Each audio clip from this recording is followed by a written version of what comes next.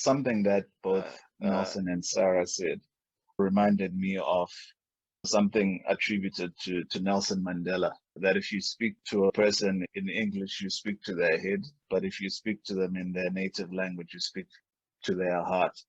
It talks to this dichotomy that you've outlined between emotional versus educational approaches.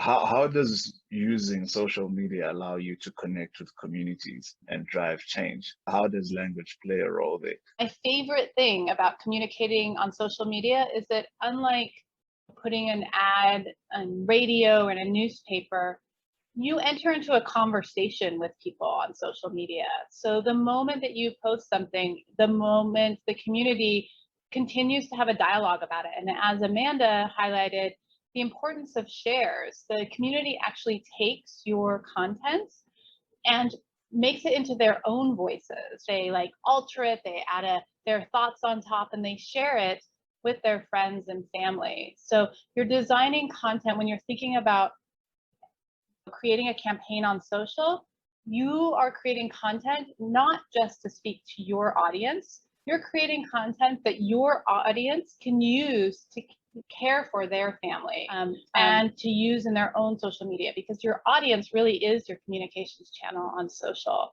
So one of the most fabulous thing about campaign in social media is the two-way communication, where we can receive feedback directly from our audience. So from each content that we publish there, every engagement is a valuable insight. Like from comments that we received, we can learn, is there any most common argument or questions from our audience that we need to address either in that specific campaign or in the future campaign, or even from likes and share number, which topic is considered as most interesting or most engaging, or even like more valuable to be shared. I think that's one of the greatest thing of having campaign in social media.